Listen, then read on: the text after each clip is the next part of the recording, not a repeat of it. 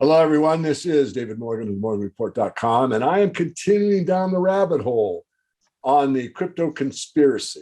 And this is a gentleman I found on Brighteon TV, run by our friend Mike Adams, the Health Ranger.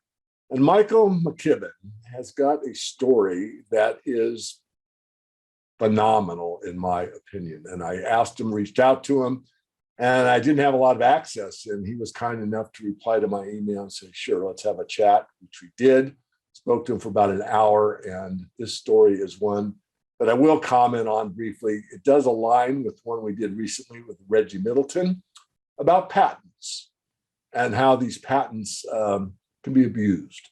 So with that introduction, Michael, please give us your background, your company, and then first question up after you give us a bio is, tell us what happened with the patent and on your invention and how that melded into the what I call fake book, commonly known as Facebook. So that's a lot on your plate. Let me turn it over to you. Yeah, well, I won't go all the way back. I'll spare the audience. In the mid-90s, I rebuilt AT&T's email system as a developer in Columbus, Ohio, and supported their entire global internet email system as it was emerging. This was before the browser wars, if you recall, between Netscape and Internet Explorer. And in the process of doing that, we took over a section of Bell Labs that had been doing their software before that, and actually did a project that took us 6 months and about $1 million that Bell Labs had quoted $10 million in 3 years. So that kind of put us on the map in terms of collaboration as email was becoming useful to everyone. Now, this was back when AOL, if you recall, was giving away disks, right. And this was a commercial product. This was competitive with Microsoft Exchange, which is now Outlook or Microsoft Outlook. So in doing that, we've got a bird's eye view of the whole world's internet collaboration space, and began to see that there was an Achilles heel of the entire approach that IBM and Microsoft and Sun and Lotus were taking on how internet collaboration was going to occur. And as an entrepreneur, I had been around the pike a few times, and I stopped telling everyone my ideas, especially at AT&T. And I said, no, I'm not going to tell people what we're doing, because I was getting my ideas ripped off left and right. And so literally I designed a company and started in 97, Leader Technologies, and designed an approach. I managed the R&D on the project. I raised all the money, and we went underground, and we didn't tell anybody what we were doing. And that was in 95. By the year 2000, we had a magic aha moment, and we realized why the existing approaches of the bigs was not going to work for internet communication. And by 2000, right as the Y2K was hitting, we realized that we had a huge innovation and that we needed to figure out how to protect it. So, cut a very long story short, I went to Washington.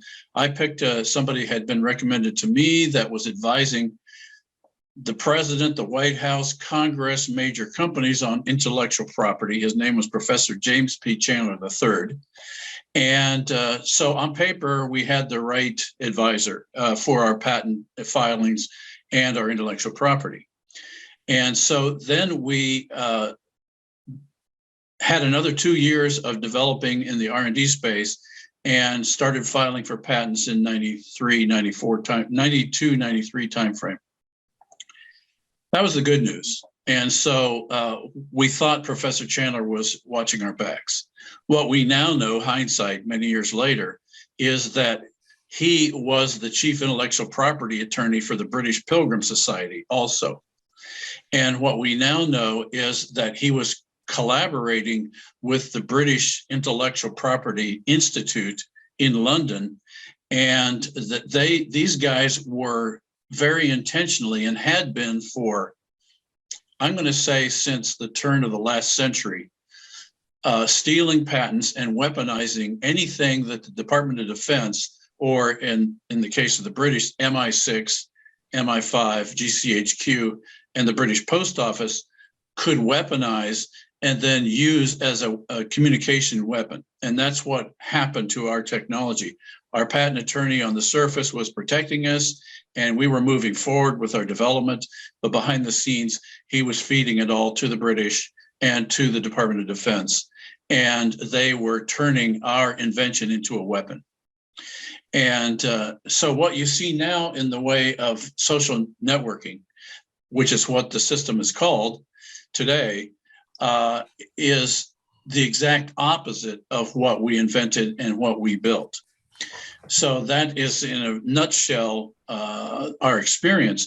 In 2008, we didn't know any of this by then, but we had received our first patent. And so we got a law firm to work with us, and we filed for patent infringement against Facebook in 2008, because we could see they were using our technology. And in 2010, we had a trial, and it was a split verdict. We proved on 11 of 11 claims that Facebook is infringing our social networking invention. And then, to our horror, what we watched was the federal courts continue to protect Facebook anyway.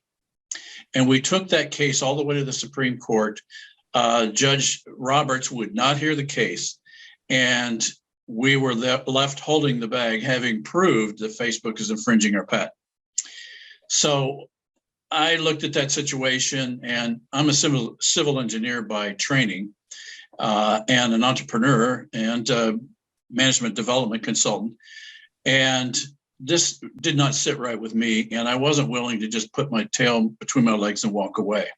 So what we started doing is we started saying, this is wrong. There's something wrong with our government. I didn't know any of these things about judicial corruption or the deep state or anything like that. This is wrong. We got to figure out what happened, how it happened, and who did it. Let me stop you there. Sorry to interrupt your train of thought. It's okay. You didn't know anything about the deep state and all that. What year was that? So put it in the framework, because you obviously know a great deal about it now. Yeah, we've learned a few things. The year that we filed the patent was 2001 to 2003, and we filed for infringement against Facebook in 2008 to 2010.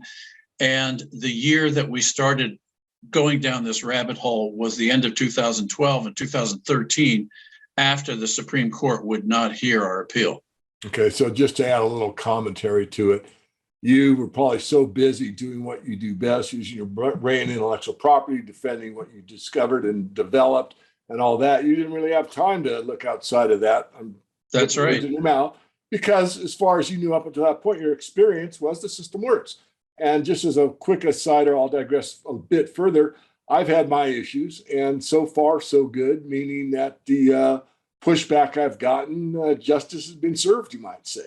You mean in a patent? No, not in a patent. In other areas, I'll be very vague deliberately. Okay. But, you can be of a pretty high, set of circumstances, entrepreneurial mindset, and not be naive. It's just you are busy and you don't have any experiential knowledge. So I'm just not letting you off the hook. I'm just saying, obviously, you know a lot about it now, as does yours truly. I was earlier to that frame of mind because of the path I took.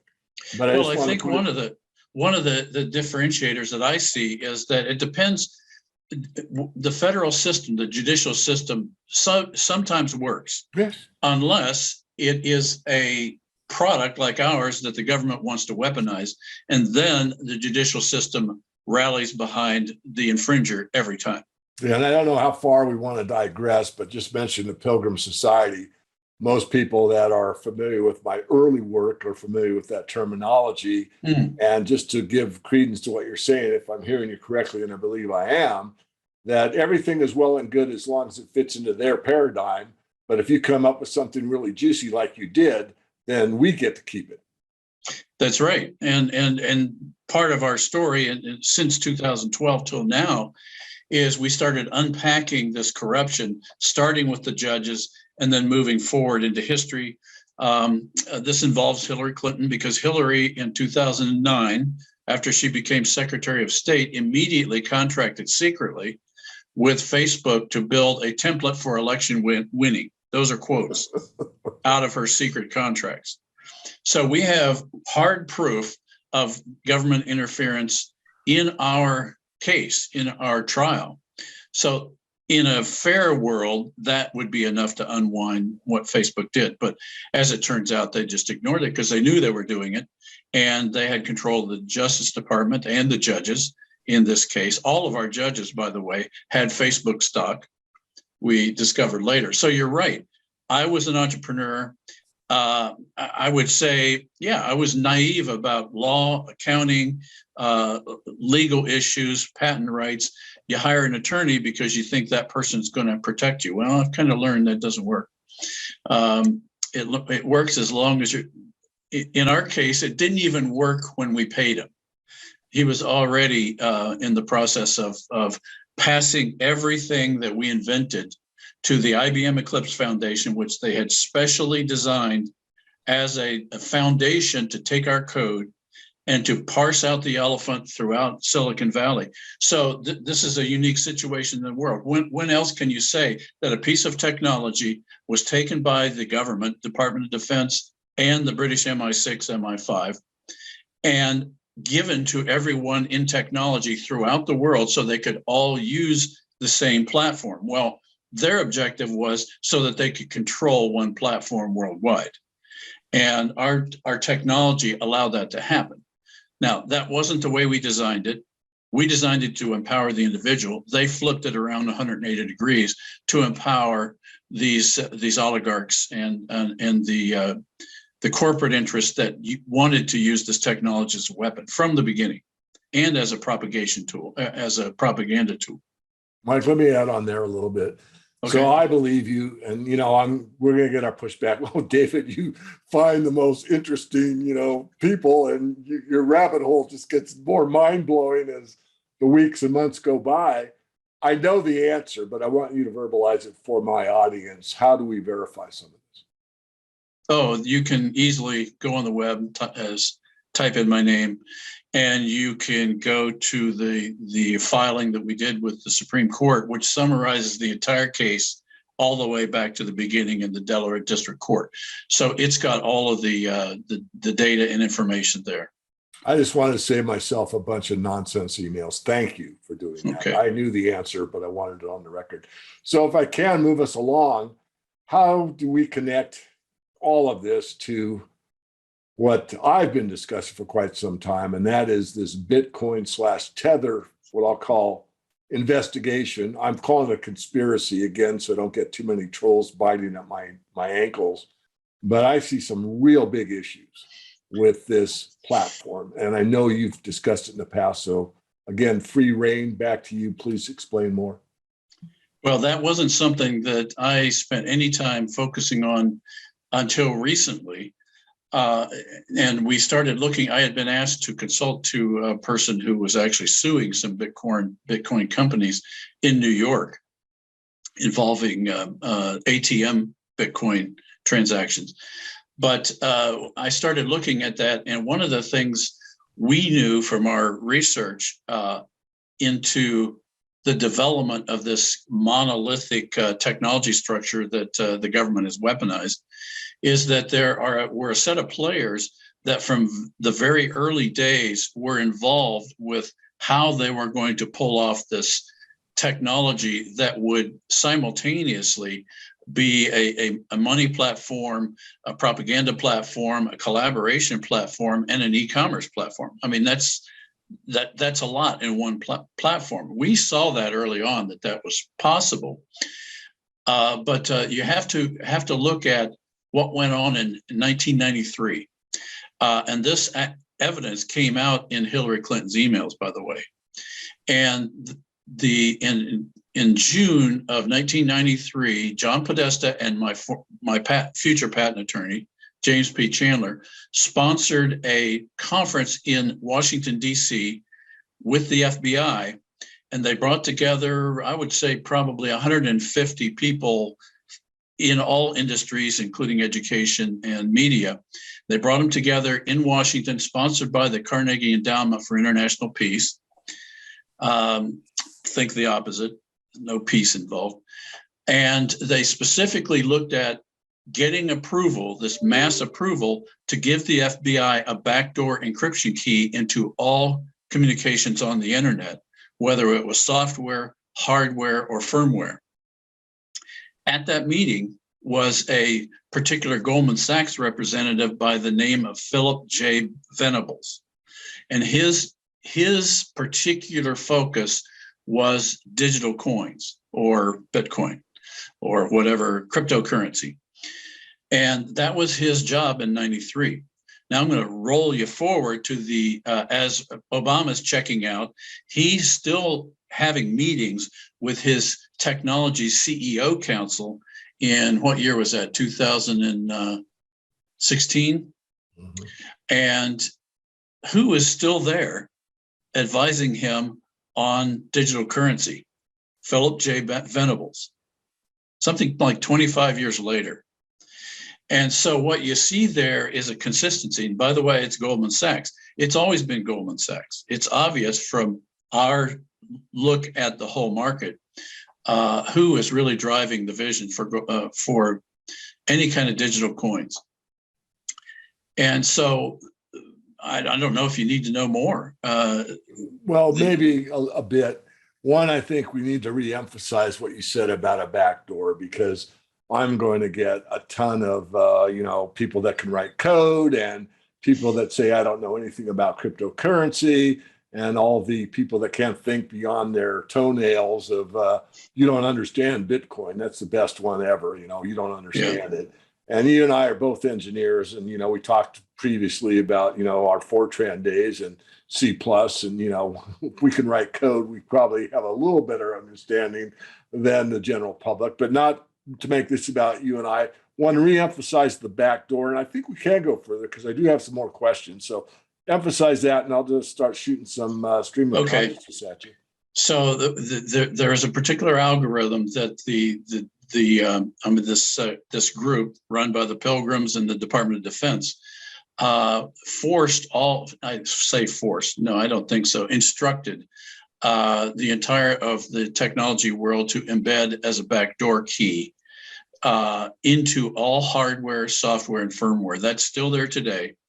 So think of it this way: no matter how sophisticated your front door security is, there is a backdoor key that they have complete access to everything that's going on the internet. I've heard all the claims about this blockchain, and by the way, I think I was hoping I could get to the hardware store and actually show you a revelation of what blockchain is, because you can buy it at the hardware store. It's called a concrete block and a big chain stuck on your leg. That's blockchain. It's all propaganda, in my view. Mm-hmm. Now, I know that's going to get you a lot of pushback from guys who say I don't know anything about what I'm talking about, but I think I do, because I invented the platform they're using. Right. And so the particular meat of that is the data storage model that's used in the internet, which we invented. And that data storage model lets you keep elements of data within your profile so that the system can keep that information anywhere. It doesn't have to be all stored in a particular folder, file folder, in one place. It can be distributed all over the world. And in fact, that's what this Bitcoin obviously is. And it's all associated with you. And so that at any point where somebody wants to see the complete transaction base of your activity, they just pull it in. It's like a bunch of pieces of data with little strings on them. They pull right into your particular profile anytime they want. And so the idea that the coins are encrypted is irrelevant because of this underlying backdoor key. So there's more to that on the encryption side. Well, let me add on to that a bit, Michael. I just put up a video from John McAfee of years ago, and I think the title of it, is Bitcoin's going to zero. And he does an illustration. This is just to reemphasize what you just said, maybe put it more in colloquial terms. But he says, if the plumber comes over to my house and fixes my sink and he leaves and he goes to my bank, now he's using the bank as an analogy for Bitcoin, and he says, I'm cashing this check, and by the way, can I see what McAfee has in his account? The bank says, sure you can. And then the plumber says, by the way, anytime that McAfee does any transaction with your bank, can I see what those are? Of course you can. And then any transaction that goes out from there that goes further, can I see that? Of course you can. Can I see anything that comes into the account in form of an asset? Of course you can. So he made this analogy that, somebody that you don't even know can get every frickin' transaction you ever did. He says, wake up, people. I'm quoting exactly what he said. So I'm doing that, and I am getting a bit emotional because this constant pushback I get about decentralized and encrypted and personal protection. And well, let me ask you this. If you're an autocrat tending toward a tyrant, and you have control of the electronic network that other people are using, would you ever give away the transaction base, which these bankers for the last 500 years have been looking to unify under the fiat currency system? Are you ever going to give that away so that other people can work outside your system? I don't think so. But what I've always seen it as is it's propaganda. And these people have done a very good job of hoodwinking individuals who may have some technical knowledge, but really not know the basis. And they've made up stories about Japanese guys and that you never see. What's his name? Satoshi Nakamoto. Yeah, there we go. And all these ideas, they got these wallets that can't be controlled, that are highly secure. And I ask a very simple question. Now, we're both engineers, so we know this happens. And the simple question is, okay, this is an electronic wallet. What happens if the electric goes off? Yeah, it's not decentralized, and it's not really personal property. I mean, if I can digress a moment more, I'm sorry if I took you off track. I don't think I did. You got a strong mind. But, my theory of the ownership theory of money. The ownership theory of money is, first of all, it's got to be money, in my strong stated opinion. And so when you own one of these half-ounce silver rounds, but we've got personal property that's pretty anonymous, right? If I want to buy that blockchain from you, that concrete with the chain on it, we're negotiating for half an silver. All I get out of that is I get dumped in the bottom of the water of the ocean. So back to you. I want to go examine what you just brought up, the psychological impact. Part of this series that I've done is about the PSYOP and this idea of all the libertarians. And they're the first. Look, I was one of the first to learn about Bitcoin. I really was. I can prove it because I was on Robert Prechter's mailing list and got his paid service. And he was the first one that I'm aware of that brought up Bitcoin way back when I forget, 90, I want to say, when did it start? 2009? Somewhere 2008, probably. Okay. And I saw Robert. He has a similar business to mine. I saw him at one of the conferences and I thanked him. He said, it wasn't me, it was my son that discovered it. But I could have mined it off my own little personal PC at those times because it was so brand new. But I never got around to it. I had it on my desk. I don't want to make this too much about me. The point I do want to make is that early on, it was a lot of the libertarian, free market thinkers, those kind of things that said, this is nirvana. This is it. This is everything we've always wanted. And me having the background I have in the dark side of the aircraft industry, being aligned with, say, the black operations, like, for example, which I think now the SR-71, which at one time, Rockwell was out there flying there. I forget the name of it, the XB-70, I think it was, and it hit, 3 minutes of Mach 3. And of course, we've been flying the SR-71 for 3 hours at Mach 3, but our mouths are shut because it's a black unknown operation, right?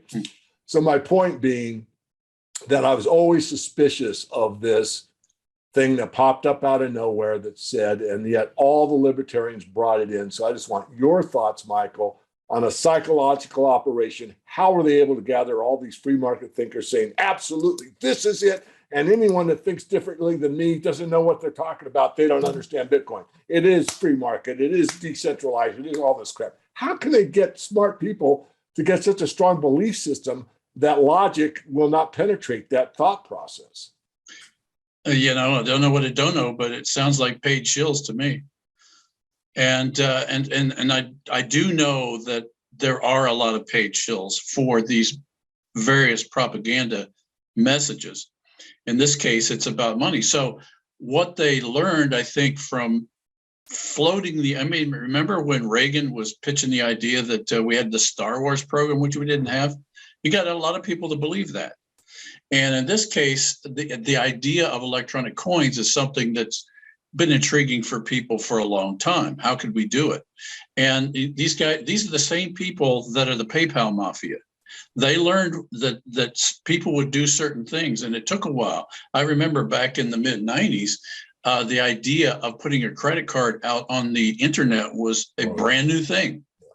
And so it's taken them a long time to get people to willing to start using electronic media for payments.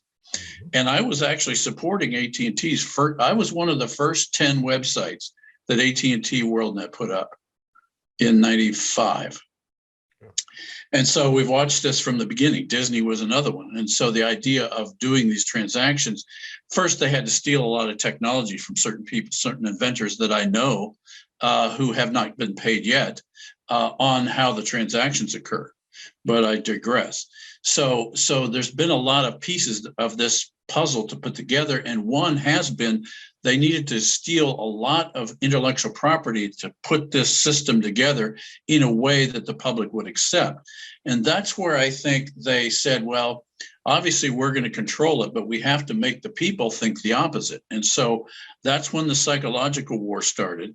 And in doing that, they know these guys are experts at propaganda. They've been at it for at least 120 years, more actually. And so they they listened to what people were willing to believe, and then they just fed that idea over and over and over again until, you think about it. If you're a truth seeker and you listen to somebody and they have another point of view, you listen because you might learn something. But in the case of where people just get rigid about their positions, that's a response of propaganda. And so, it's never made sense to me, and it doesn't make sense. But we can see now what the ultimate aim is, this social credit system, where your money, your electronic money, is actually tied to your behavior. So as long as you're a good little citizen, you'll be able to access your bank account and spend money and go places. But if you're not, we're going to start in our pajamas sitting on some internet are going to be able to start locking you down. So, your transactions don't work half the time, and then a quarter of the time, and then they'll be cut off. We have a good example today, don't we? You do. Exactly. Well, what's going on in Canada, and of course, exactly, it's been that way in China. I mean, from my research, 400 million, which is better than the population of the U.S. and China, has never used cash in the last probably 3, 4, 5 years. Everything comes off their 10-cent WeChat, whatever it's called. It's all electronic. It's all through their phone, and they will not accept cash. Right. So they've kind of a leader technology-wise, if you will. But you're right. And so you anticipated my second question on the social credit score. Did a better job than me explaining it. Thank you. So is there a way out? I mean, other than, you and I trading? And I think you just showed it. Yeah. No, anytime, what we've learned about tyrants love centralization. And, one of the principles of America is we have a pluralistic society. We need pluralism in our money, not centralization in our money. Because as soon as we have centralization, a tyrant will take charge. It's inevitable. It's like physics. It's going to happen. And so what we have done is, I think because people don't understand what's going on behind a computer screen, they're willing to accept that the person who gave them the screen is not going to cheat them. And I did too. rebuilt AT&T's email system thinking AT&T wasn't going to hurt people. And now what we've seen is the entire technology world, what we thought was pluralistic was in fact central. I mean, the whole of Silicon Valley was funded by the intelligence community to build technologies that could handle mass surveillance, could control e-commerce at a central level, and could basically move us toward what we're seeing now as the one world government. For the longest time, nobody believed that. So if you saw that as a technologist, who are you going to tell anything? Who are you going to tell about this? And then you got labeled a conspiracy theorist. I'm not like that. I like facts. And when I see facts, I'll follow them then. And that's what was lacking in Bitcoin. I remember some of those early videos I tried. What is this Bitcoin? And I would hear somebody describe it, and it just sounded like magic. And I said, well, how, I'm an engineer. I'm thinking, how does that work? Well, what I didn't realize for the longest term is they were actually implementing our system. In the beginning, I didn't assume they were, but in fact, our system became the opportunity in a scalable way to consolidate all the information about you from all sources into one place. And that's not the way we designed the system, by the way. But that's the way they flipped it around. And I think that is the nature of evil, isn't it? Whatever God intends for good, the devil intends for evil. And I think that's what we're seeing now. So we've got to disempower this global system that is almost in place. Yeah, almost. Well, let me prevail on you a little longer.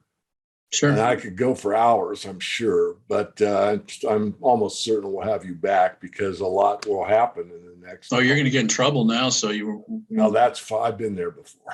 Okay. And I'm old enough. We know each other's age. So, there's not a whole lot that they could do to me at this point. But let me look at the contrast between the Great Reset, which is obviously being pushed. And even with this pushback in Canada, we still don't know the outcome. I've got my own ideas. You could express yours. I'm going to hold mine for now.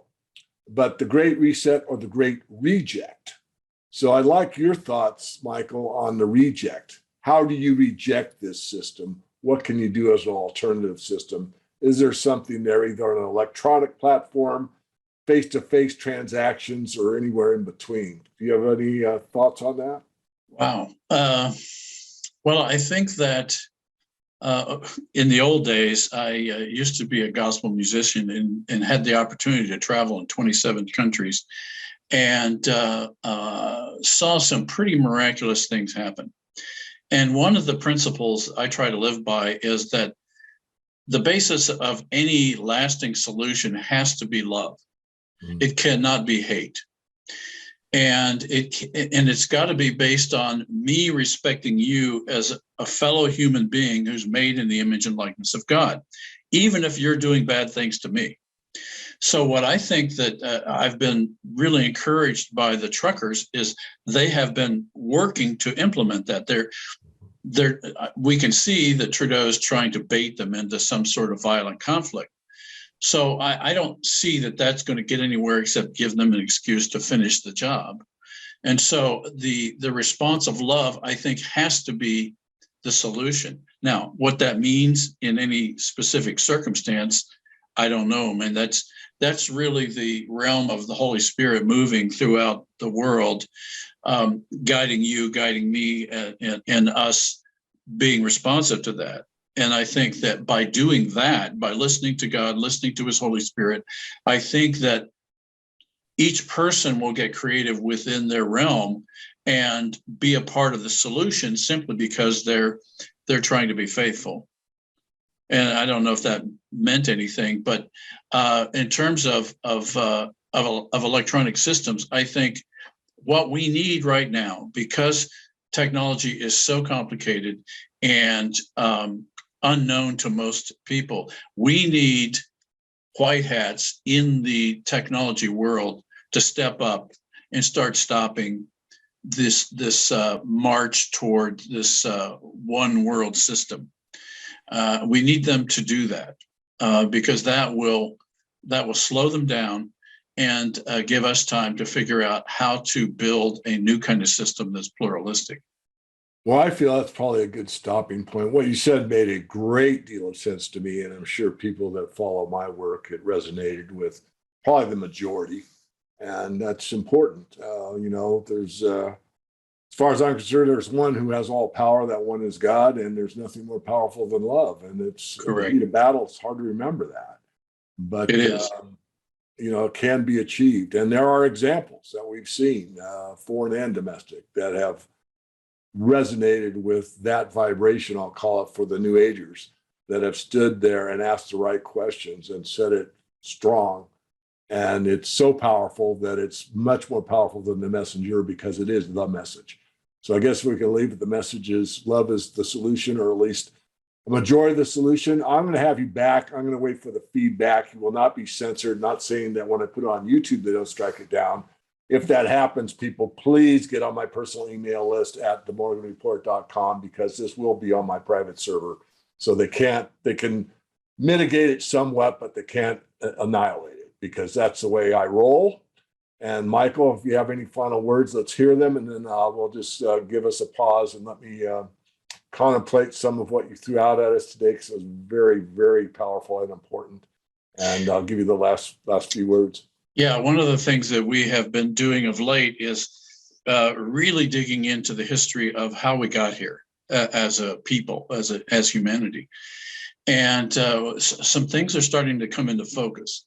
And so what we see is that we've had a group of very evil, satanic people in this world who very early on wanted to take charge of money and the issuance of money and credit.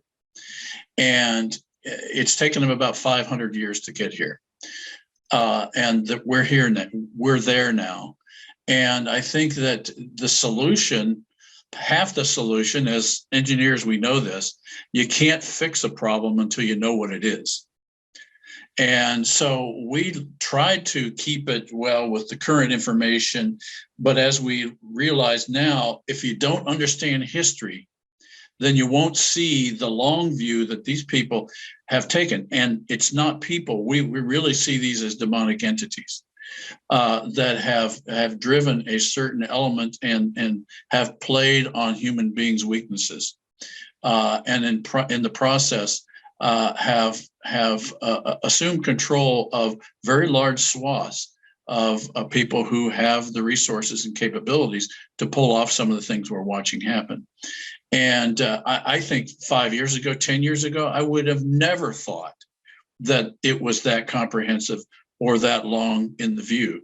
But our facts are what they are. And what we're seeing is that we are seeing the culmination of about 500 years of evil spirits working to take down humanity. And I think that as we begin to realize that, then we can more readily focus our prayers and our activities on how we stop that. And I think we have to. We do. Well, Michael, thank you again. It's been almost an hour. It's been fascinating. Again, I will have you back. Yeah, great to speak with you. Well, thank you. Yeah, well, I think we played on, we both have some common ground. And you summarized basically my life's work. I mean, there's lots of vectors we could go, and I have a pretty active mind, but my mission statement is to teach and empower people to understand the benefits of an honest financial system. One of my catchphrases is all fiat fails. Another one is when you can lie about money, you can lie about anything. And is money important? Exactly. Yes, in today's world it is. I mean, I've done a series for David Havner on the Money channel of davidhavner.tv. It's an evangelist type of a network. And so I go a little deeper on that side than I do in the public format like this.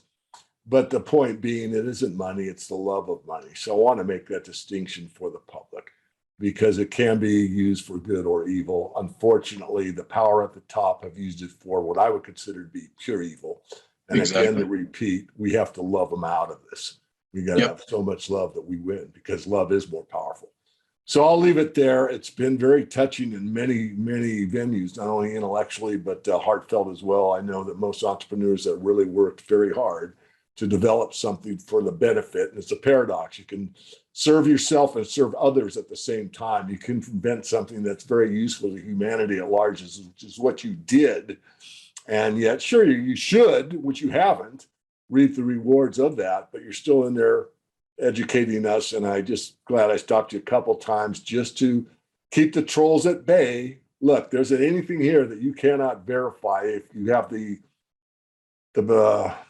time, the energy, and the ability, which is minimal with the computer, to go a little deeper on this whole topic. Michael, I can't thank you enough. We'll have you back soon.